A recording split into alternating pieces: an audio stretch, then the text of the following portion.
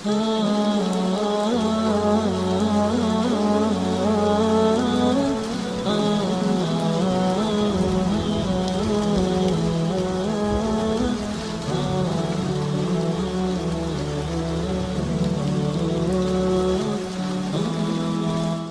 ایک سلسلہ ہمارا اور ہوتا تھا، وہ یہ کہ اس توضیح المسائل کے ساتھ ہم جو ہماری قدیمی کتابیں ہیں ان کا مختصر تعارف آپ کی خدمت میں پیش کرتے تھے۔ پچھلے دروس میں ہم جو ہے وہ مثال کے طور پہ کتاب کافی، کتاب من لا یعذر الفقی، کتاب وسائل الشیعہ، کتاب جو ہے وہ استفسار، کتاب تہذیب، کتاب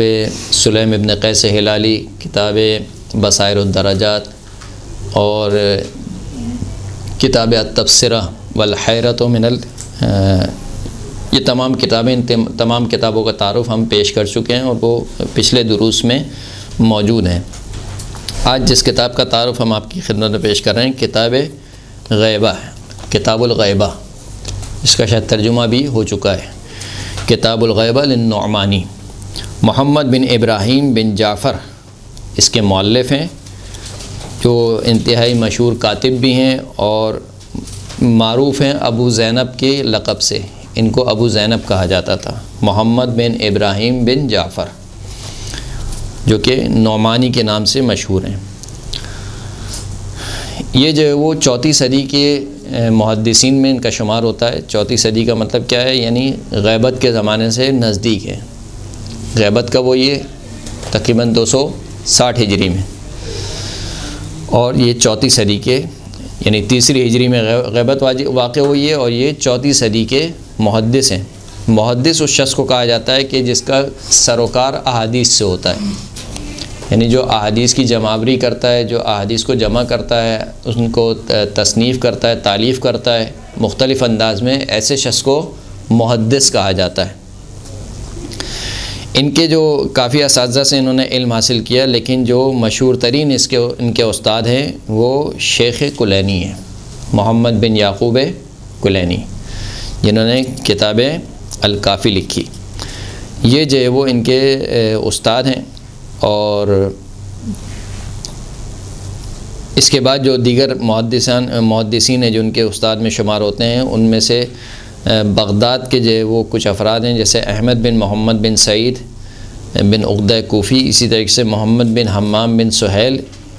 ان سے بھی انہوں نے روایت کو لیا ہے، اور اکثر جو کتاب غیبت کی روایات ہیں وہ ابن عقدہ سے اور ابن حمام سے نقل ہوئی ہیں، یعنی اکثر جو ان کی روایت ہیں گی کتاب غیبت میں وہ ابن عقدہ اور ابن حمام سے۔ انہوں نے جو وہ علم حاصل کرنے کے لیے اور حدیث کے لیے، جیسے کہ ہم پہلے ہی بیان کر چکے ہیں کہ پہلے کے علماء نے بہت زحمت اٹھائی ہیں۔ یہ جو تشیع آج ہم تک پہنچی ہے یہ معجزے سے کم نہیں ہے، کافی زحمتیں برداشت کی ہیں، اور علماء کرام نے ایک ایک حدیث کے لیے، ایک قال الصادق سننے کے لیے، ایک قال الباقر سننے کے لیے سفر کیے ہیں، طولانی ترین سفر، وہ بھی سفر اس زمانے کے، آج کے زمانے کے نہیں کہ جب گھوڑوں پر اور خچروں پر اور گدھوں پر سفر کیا جاتا تھا، اس دور میں جو ہے وہ سفر کیے۔ تو انہوں نے بھی جو ہے وہ کافی جگہوں پر سفر کیا، اور تقریباً جو ہے وہ 313 ہجری میں یہ شیراز کی طرف گئے، اور شیراز جو کہ ایران کا ایک شہر ہے شیراز، وہاں پر انہوں نے ابو القاسم موسیٰ بن محمد اشعری، موسیٰ بن محمد اشعری جو کہ سعد بن عبداللہ اشعری کے نواسوں میں سے ہیں۔ سعد بن عبداللہ اشعری کون ہے؟ مشہور شخصیت ہے بہت،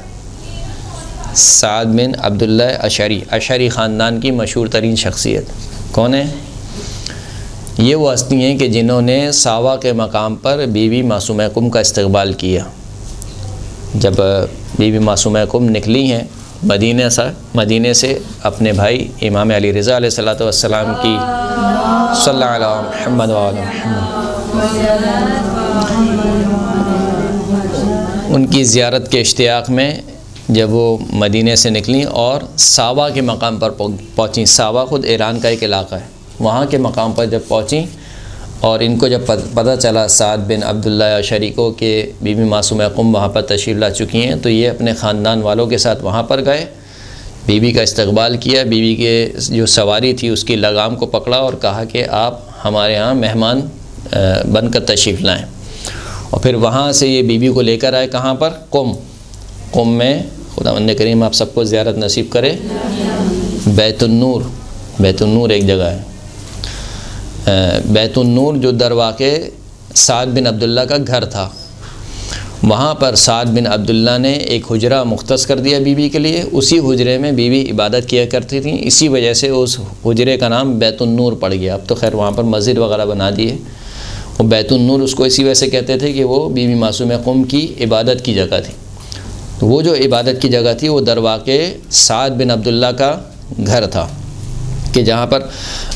بیوی اپنی یعنی آخری زندگی تک بیوی جو ہے وہ وہیں پر انہوں نے بسر کی، اور پھر یہاں تک کہ ان کا انتقال ہوا، اور پھر بیوی کو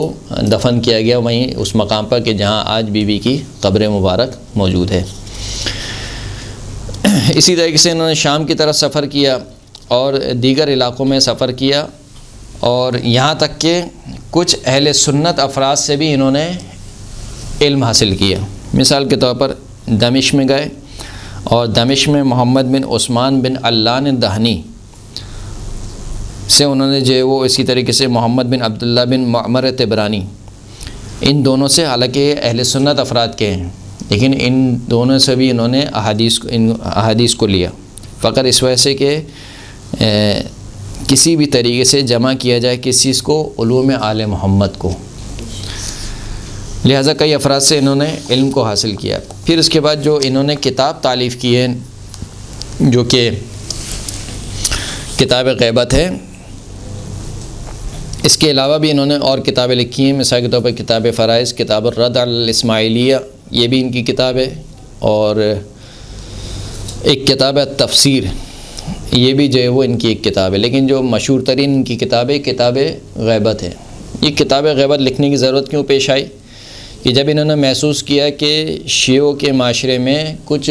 شبہات کو پھیلایا جا رہا ہے امام زمانہ کی غیبت کے حوالے سے، کہ ایسا کیسے ممکن ہے کہ وہ امام جو ہادی ہے وہ غیبت میں چلے جائے اور جو اس کے ماننے والے ہیں وہ ایسے رہ جائیں، بغیر ہدایت کے رہ جائیں۔ اس قسم کے مزید شبہات جو وہ پھیلائے گئے معاشرے میں، جو اب تک ہیں، بہرحال جو اشکال کرنے والے ہیں وہ اب تک یہ اشکال کرتے ہیں کہ تمہارا امام کیسا ہے کہ وہ غیبت میں بیٹھا ہوا ہے تو پھر ہدایت کیسے کرے گا۔ تو جب انہوں نے دیکھا کہ یہ مکتب تشیع میں اور شیعہ معاشرے میں یہ شبہات پھیلائے جا رہے ہیں، تو پھر انہوں نے ٹھان لی کہ مجھے ایک کتاب لکھنی ہے جو کہ ان شبہات کا جواب دے امام زمانہ کی غیبت کے حوالے سے۔ تو پھر انہوں نے ایک کتاب کو لکھا جس کا نام رکھا الغیبہ۔ جس طریقے سے جو ان کے والد ہیں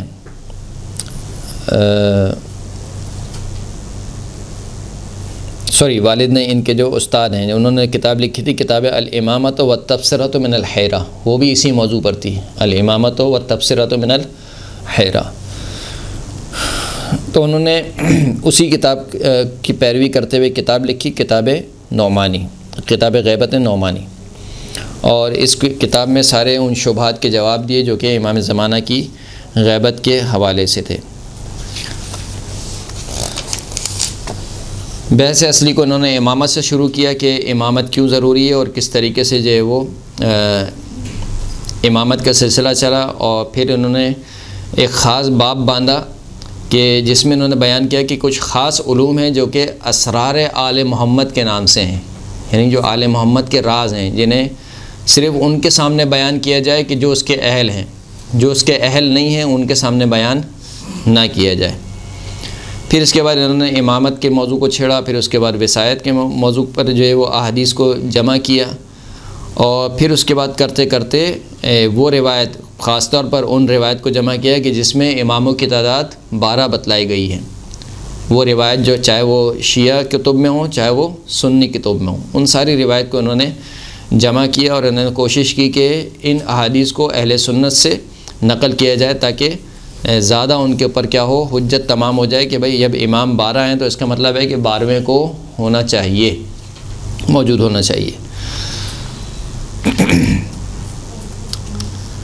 اس کے علاوہ دیگر ابواب میں انہوں نے اپنی اس کتاب میں ابواب کو باندھے اور اس ابواب کے تحت جو ہے وہ احادیث کو جمع کیے ہیں۔ مثال کے طور پر اگر کوئی شخص بغیر امام کو پہچانے مر جائے، من مات ولم یعرف امام زمانہ مات میتۃ جاہلیہ، جو شخص مر جائے اور اپنے زمانے کے امام کو نہ پہچانے تو وہ جاہلیت کی موت مرا۔ یا مثال کے طور پر زمین جو ہے وہ حجت خدا سے خالی نہیں رہ سکتی، یا اگر پوری روئے زمین پر اگر دو شخص بھی ہوں، پوری روئے زمین پر دو شخص ہوں تو حتماً ان میں سے ایک امام ہوگا اور دوسرا اس امام کی پیروی کرنے والا ہوگا۔ اسی طریقے سے جو شیعہ ائمہ اطہار سے، یعنی ائمہ اطہار سے جو 12ویں امام کی غیبت کے بارے میں روایت وارد ہوئی ہیں ان کو جمع کیا گیا، تو خلاصہ یہ کہ ان تمام روایتوں کو جمع کیا گیا اور اصل جو غیبت امام زمانہ کے اوپر شبہات تھے ان کو جواب دینے کی اس کتاب میں کوشش کی گئی۔ وآخر الدعوانا ان الحمد للہ رب العالمین۔